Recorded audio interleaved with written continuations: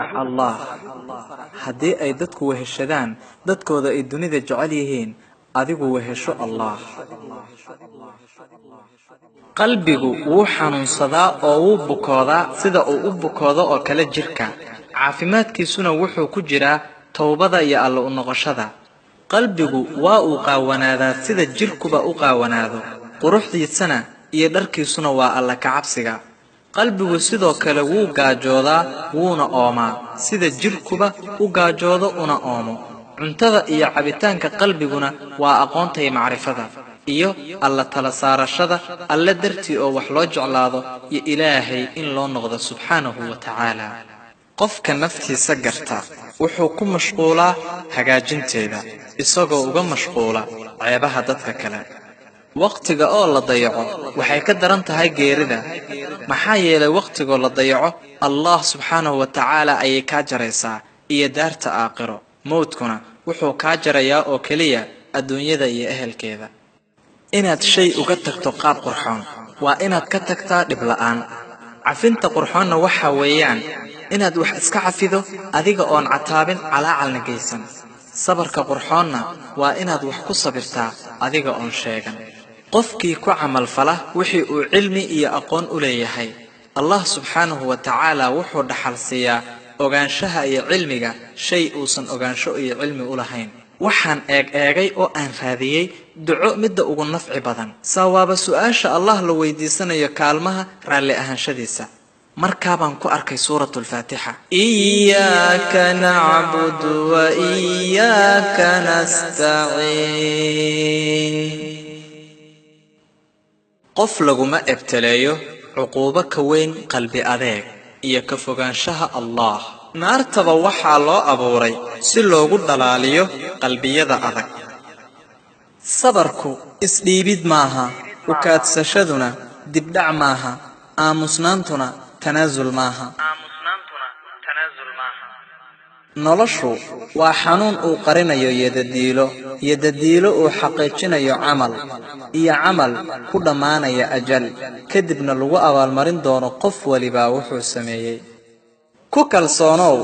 in codka degani ka xoog badan yahay qaylada tifaftirnaantu iyo haadhaad la'aantuna waxay burburinaysaa ihaanada tawaaduca iyo hoos isku dhiguna wuxuu burburiyaa kedada ixtiraamkana wax tusaale ah oo loo dhiga ma leh quruxda caqligu waa fikirka quruxda carabkuna waa aamusnaanta quruxda xaaladda aad ku sugan tahayna waa toosnaasho quruxda hadalkana waa runta ilaali oo dhowr qofka aad jeceshahay canaano haddii aad doonayso muhiimadda si dhammaan arrimihiisa jacaylku waa dareen intuusan eray noqon ka hor doqonnimadu waa nuqsaan qofka ku jirta mararka qaar in la isdoqomaysiiyana waa kamaal iyo dhamaystirnaan mooganaantu waa dayac qofka ku dhaca ismooganaysiintuna mararka qaar waa xigmad ha u ogolaanin qofna inuu yareysto waxa ku saabsan riyadaada erayadaada iyo dadiiladaada iimaankaaga noloshaada wax waliba oo ku quseeyo ka yeel arrimo waaweyn oo aan la yasi karin quudkaaga iyo waxaad cunto ha uga hor sheekaynin qof daciif ah sacaadadaada iyo liibaantaadana ha uga hor sheekaynin qof murugsan maalkaaga ha uga hor sheekaynin qof faqiir ah miisaan hadalkaaga ilaali dareemayaasha dadka kale ahawna mid ku raaliya waxa uu haysto ka fogow malaha xun maxaa yeelay dhib ayuu keenaa shakiga markastaana ka fogow maxaa yeelay waxbuu duminayaa isbarbardhigana ka fogow maxaa yeelay waxbay dulminaysaa ammaanta lagu tarax tagayana iska ilaali maxaa yeelay beena lagu sheegaa